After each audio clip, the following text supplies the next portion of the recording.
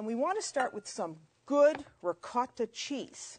If you can make your own, you probably saw the show where I made the ricotta cheese, and it's so much better than store-bought. But if not, make sure you get a good brand. So here we have 3 cups of really fluffy-looking ricotta cheese. We're going to add a little bit of salt to that, just to flavor that, a little salt. And we need 3 eggs separated. So we have 3 yolks and 3 whites. We have to put this in here first. The egg yolks go with the ricotta cheese. And then you want to beat that up. Let's turn that off. And now we want to add some, I like to add some parsley and some basil, also from Guy's Garden. So there's some parsley. You can use whatever herbs you want. And here is some basil. So we put that in. And I'm just going to mix that in with, so that it's just well combined. So this is looking good. And now we're going to fold this in. Let me shut that off. All right, there are our egg whites, nice and fluffy. So now we can take this and fold in the whites. So put them all in. This is going to lighten this batter. It's going to create a beautiful texture for this torta di pepperoni rossi. You want to eat this at room temperature. That's why this is a really good summer dish.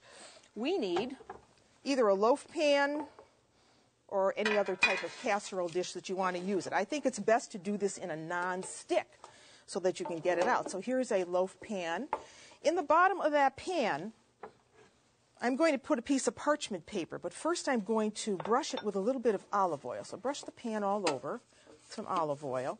This will ensure that it's going to come out. And then cut yourself a piece of parchment paper to fit in the base of the pan. So in that goes, and then you want to give that a little brushing as well. 1 large pepper will do it for this size pan. Okay, there is our pepper. Now, we move this aside and show you how this goes. Spread it out so it's even. You take a little bit more because that wasn't quite a third. Spread it out just like that so it's nice and even. Then you start with those pepper strips and you just lay them over the top. When you cut this, of course, it's going to look very pretty with the red pepper in between. And if you have to patch at the edge, you just cut your pepper to fit. See? So that's 1 layer. And then you continue. So let's put another third of this in the pan. And you continue making the layers. This is going to take no time at all. Looks very pretty with the stripes of pepper. So and then you want to patch at those edges again, depending on what size pan you're using. And we'll put another little piece right there. So that's our second layer, and now we just need the top layer. So the rest of this is going right over the top. Make sure you scrape out that bowl. Don't waste anything. So now we spread the last bit of the ricotta mixture over the top, even it out neatly. You want to put it in a pan, like so. Then you want to cover it with a piece of aluminum foil right over the top. Remember, your oven is on at 350 degrees. Now we need to pour water in here, but I don't recommend that you do that before you take it to the oven.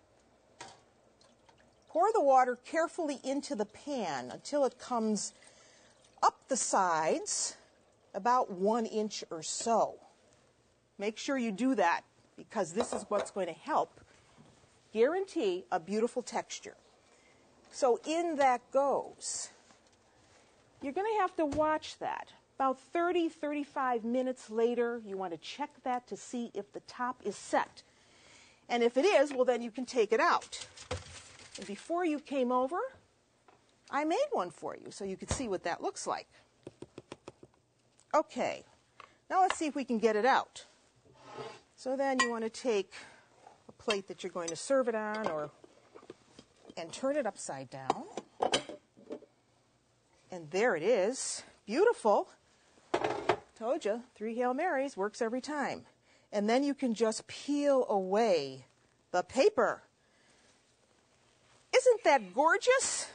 Beautiful. But now we have to make the sauce for that. So there are those peppers again. You need about 2 or 3.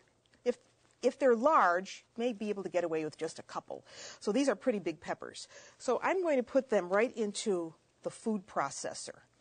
So there's my second one. And now we just want to whirl those up. The best thing is to use a food processor because you'll get a nicer texture. Put that on. And with it, we're going to add a little garlic, as much as you would like. A little sugar to bring out the sweetness, about a tablespoon. And we're going to put it right through a strainer, just like that. Easy. Strain out that sauce, just to give it a nice smooth texture. Granted, this takes a couple minutes to do, but I think it's worth it.